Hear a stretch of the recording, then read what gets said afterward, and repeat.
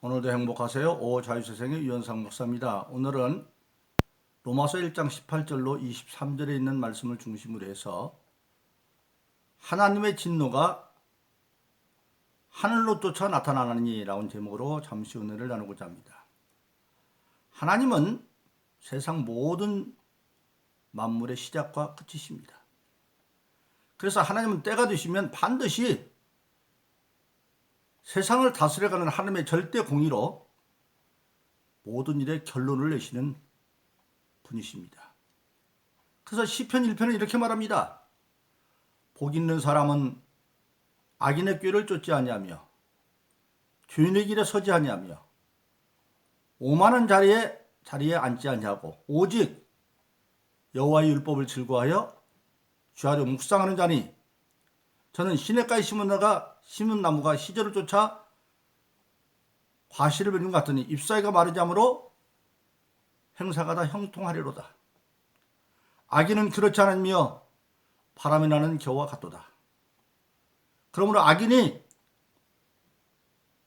심판을 견디지 못하며 죄인이 의인의 휴중에 들지 못하리로다. 대저 의인의 길은 여호와께서 인정하시나 악인의 길은 망하리로다. 그렇게 말씀하고 있습니다. 즉 시편 1편에 보면 두 결론에 대해서 말하고 있는데 세상에는 의인의 삶을 사는 자, 즉 하나님의 율법을 주야로 묵상하면서 그 말씀대로 살아가는 자, 그런 사람은 복 있는 사람이다. 그런 사람은 절대 악한 꾀를 쓰지도 아니하고 그 악한 꾀를 가지고 일을 저질러 죄인의 길에 서지도 아니하고 그것이 됐다고 오만하지 않지 아니하고 오직 하나님의 말씀을 이루어가는 자인데 그는 시냇가에 심은 나무 같아서 시냇가에 나무를 심어서 나무가 가시를 맺을 때까지는 인내하며 잘 키워야 되죠. 그러나 한번 열매를 맺기 시작하면 물이 마르지 않기 때문에 잎사귀가 마르지 않아서 계속 열매를 딸 수 있는, 그래서 다 만사가 형통하다고 하는 사실입니다. 그리고 그런 사람은 하나님이 인정하는 의인의 삶을 살아서 복받는 자가 되어지는데, 근데 악인은 뭐냐? 악한 꾀를 가지고, 즉 하나님의 진리의 말씀과 악한 꾀를 가지고 꾀로 끝나는 것이 아니라 그것을 죄인의 길에서 이제 그 실행하고, 그래서 오만한 자리까지는 올라갔어요. 잠시 동안은 세상에서 목에 힘잡고 오만한 자리까지 올라갔어요. 그러나 결국은 하나님이 후 불어서 바람에 나는 겨처럼 날아가 버리고, 그래서 그들은 하나님의 심판을 면하는 죄인이 되고 의인의 휴중에 들지 못해서 하나님의 인정을 받지 못하므로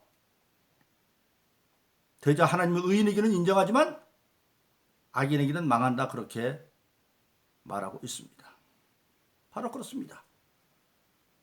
오직 세상에는 하나님 율법대로 즐거워해서 사는 복 있는 사람, 의인 있는가 하면, 하나님이 인정받는 자의 삶이 있는가 하면, 반대로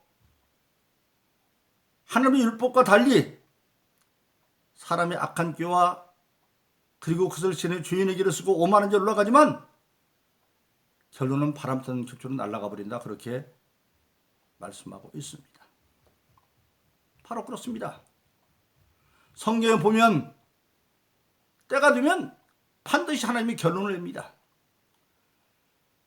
마태복음 3장 12절에 보면 곡식 거두는 법으로 되는데 타작때가 되어지면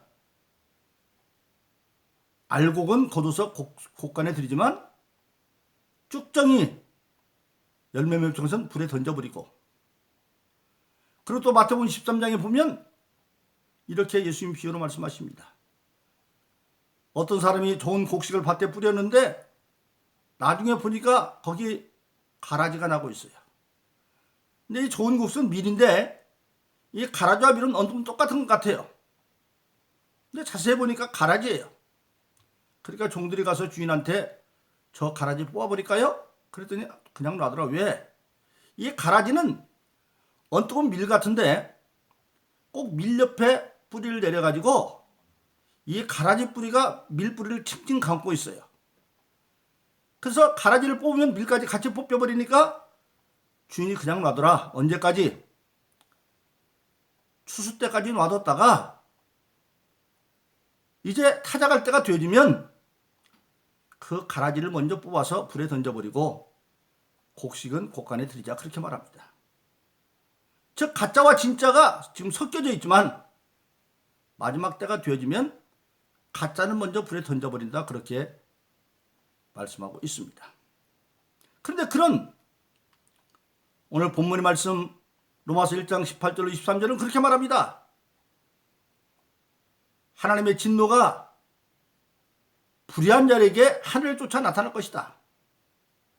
근데 이 나타난다고 하는 말은 원해 보니까 역사의 종말의 끝만 아니라 현재형으로 되어 있어요. 그러니까 하나님의 진노는 심판인데 그건 하늘과 땅에 없는 역사의 종말 때만 일어난 것이 아니라 현재 삶 가운데도 하나님이 그렇게 주관하고 있다는 사실입니다. 그래서 우리가 아는 것처럼 우리가 신앙하는 사도행전은 예수님이 지금은 하나님 보좌 우편에 앉아 계시다가 저리로서 산자와 죽은 자를 심판하러 오시리라. 산자, 믿음 안에 산자뿐만 아니라 죽은 자 믿지 않아도 다 심판하러 오신다고 하는 사실입니다. 그래서 하나님은 절대 심판자신데 그 심판을 하나님 스스로 하시는 것이 아니라 아들인 예수에게 맡겨서 심판하도록 되어 있습니다. 그래서 요한복음 5장 22절은 그렇게 말합니다. 아버지께서 친히 심판하지 아니하고 모든 심판을 아들에게 맡겼다. 그래서 처음 오신 초림주 예수님은 모든 아담과 아담 후의 죄를 십자가에서 대신 지고 대속주로 오셨습니다.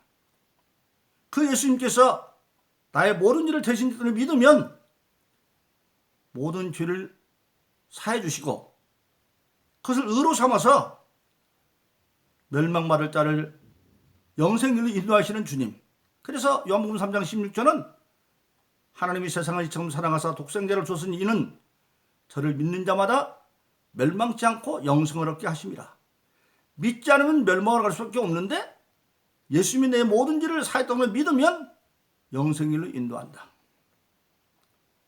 그래서 처음 오신 초림 예수님은 구원의 주 구속주로 오셨지만 그래 이제 모든 것을 예수님이 다 이뤄놔서 믿기만 하면 지난날의 죄는 다 사해주고 천국의 길을 열어놨기 때문에 이제 기회를 준 겁니다. 구원의 기회를 줬는데도 안 믿으면 마지막 주님 재림하실 때는 심판주로 오신다고 하는 사실입니다. 근데 그 주님은 지금도 심판주로 오시기 전에도 지금 우리가 사는 이 세상에서도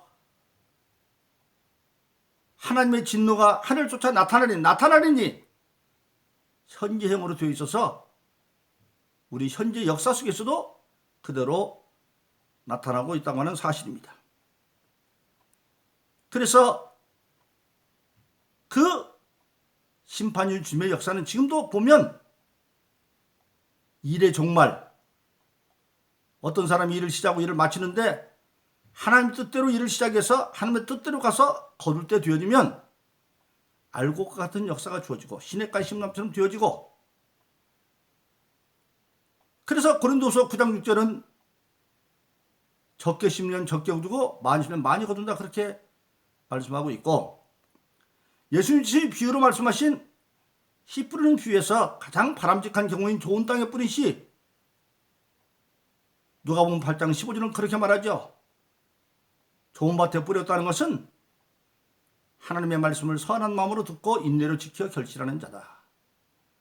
하나님의 말씀 에베소에 있는 것처럼 디모데서에 있는 것처럼 하나님의 말씀은 교훈과 책망과 바르게 하고 의롭게 유익하다. 교훈을 할 것과 하지 말 것을 전했는데 그것을 할 것은 안 하고 안 할 것을 하면 마음에 책망으로 오죠. 근데 책망의 목적이 아니라 그것은 책망을 통해서 회개시켜서 바르게 해서 다시 의로 돌아가는 건데 그러니까 내가 할 것은 안 하고 안 할 걸 했으면 하나님 말씀을 들을 때 나에게 막 찔림이 오죠.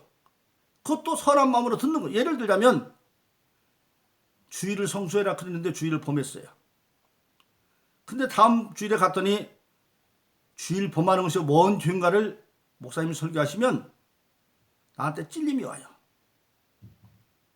그러면 만일 대형교회는 뭐냐면 중소형교회 가면 이가 목사님이 날 때리는구나 그렇게 생각하지 아니하고 이것도 은혜다. 그렇습니다. 하나님 말씀을 듣고 책망을 받는 것도 은혜예요. 하나님 말씀을 듣고 은혜 못 받는 것은 전혀 감각이 없는 거. 그게 은혜 못 받는 것도 마이동풍이니까. 그러니까 선한 마음으로 받고 인내로 지키어서 결실한다. 신앙의 축복은 농사짓는 법이라는 얘기죠. 인내, 농사는 추수할 때까지 계속 투자만 해야 되잖아요. 종잣값도 들어가고 인건비도 들어가고 농약값도 들어가고 비료값도 들어가고 그러나 농부들은 그렇게 들어가는 것보다 수수 때에 거두는 수확량이 더 많다는 걸 확신하기 때문에 농사를 짓는 겁니다. 그러는데 좋은 밭에 피어있어도 결과는 세 가지예요. 100배로 거두는 사람도 있고 60배로 거두는 사람도 있고 30배로 거두는 사람도 있어요. 왜 그렇게 차이가 날까요? 똑같은 종대 뿌리였어도 얼마나 최선을 다하냐에 따라서 결과가 달라지는 거예요.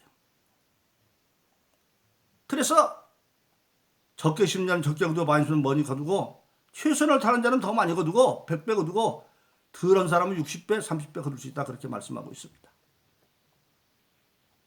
그런데 그 예수님이 장차 오실 때는 산자와 죽은 자의 심판주로 오시는데 오늘 본문의 말씀은 소위 안 믿는 자들 그들에게 하늘의 진노를 이유를 설명하고 있습니다. 진리를 거스려 불의한 자들 하나님께 경건치도 아니하고 세상에 도덕적이도 아닌 그런 사람들에게 진노로 임하는데 왜 그러느냐? 하나의 모든 만물 속에 하나님이 알만한 것을 주었다는 겁니다. 즉 믿는 자나 믿지 않는 자나 누구에게 공준 것이 하나님의 자연 계시예요. 제가 현역에 있을 때 우리 성결교회는 1907년 5월 30일 날 지금 그 무교동에서 처음 성결교회가 창립이 됩니다. 그래서 5월 마지막 주일은 항상 성결교 주일이에요. 그럼 저는 아침 일부 예배를 대예배를 교회에서 드리고 오후에는 가까운 우리 보령 쪽에는 좋은 그 자연수영님도 많아요. 그쪽으로 반드시 전교인이 간단히 야유를 갑니다. 근데 그때 갈 때마다 제가 말씀 증거하는 게 바로 오늘 본문의 말씀이에요. 만물 가운데 하나님의 알만한 것이 있다. 즉 믿는 자나 믿지 않는 자 자세히 세상을 들어보면 하나님 받은 모든 만물 가운데는 하나님을 알아볼 만한 징조가 있어요. 그렇죠. 우리가 종종 TV에 보면 진품 명품 감정하는 시간이 있죠. 그런데 그 전문가들은 그걸 보면서 이건 누구의 작품인지 알아내잖아요. 왜냐하면 그 화가마다 그 독특한 게 있기 때문에 수백 년 전에 나온 것도 알아봐요. 그러듯이 하나님이 천지 만물을 만들었기 때문에 거기는 하나님이 알 수 있는 일반 계시가 있어요. 바로 그렇습니다. 여러분 식물을 자세히 살펴보세요. 모든 식물들이 반드시 생존하려면 두 가지가 갖춰져야 돼요. 첫째는 향기성. 뿌리를 땅에다 박아야 돼요. 근데 뿌리를 땅에다 박았다고만 되는 게 아니죠. 반드시 태양을 향해서 커가야 돼요. 즉 향일성. 그걸 보면서 우리가 식물을 보고도 하나님을 발견할 수. 우리 모든 존재들은 땅에다 뿌리를 내리지만 그러나 그거 안 되고 하늘을 바라보는 소망의 삶을 살아야 된다. 그것이 바로 자연계시, 일반계시예요. 그 일반계시 가운데 하나님이 나타났기 때문에 누구도 핑계를 못한다는 거예요. 그럼 우리 예수 믿는 모든 사람들은 바로 뭡니까? 그런 일반계시밖에 모르는 사람들에게 저와 여러분들은 특별 계시, 그런데 그 구원의 계시는 예수밖에 없다. 사도행전 4장 12절에는 예수에는 다른 구원받을 이름을 준 적이 없다. 우리는 그 예수가 구세인 걸 이미 믿고 경험하고, 그리고 그것이 믿음이 되었더니 놀라운 일이 일어나고 있잖아요. 어떻게? 저는 의학에 대해서 전혀 모르는 사람이죠. 그런데 감사하게도 하나님의 신의 복음을 믿습니다. 제가 20살 5월 달에 처음 거듭남부터 지금까지 끊임없이 이어지는 하나님의 이적 가운데는 심의 은사예요. 병원에서 죽습니다 하고 한 폐암 환자도 낫고. 그리고 저는 몰랐어요. 폐혈증에 걸리면 금방 간대요. 그런데 어떤 병원에서 폐혈증이 걸려가지고 죽는다고 말했는데 추석이 가까워서 제가 안수했어요. 그 병원에 퇴원 못 시킨대요. 그래서 다른 병원을 옮기는 걸로 해자 가서 제가 아는 병원 원장에 갔더니 거기서 전부 CT메리가 가져갔더니까 그때 그래, 이거 폐혈증인데 조사해보니까 신기하게 폐혈증 다 없어졌대요. 왜 그러겠어요? 기도하면서 없어진 거예요. 그런 일 많습니다. 전문적인 의사가 고치지 못하는 것을 부족한 저의 믿음을 통해서 하나님이 치료하시고 예수님이 치료하셔서 20살부터 지금까지 제가 75입니다. 55년 동안 끊임없이 그런 은사가 나타나고 있습니다. 이게 뭐예요? 산 증거죠. 예수만이 그런 산 증거예요. 그래서 우리는 예수의 증인이다 그러지 말아요.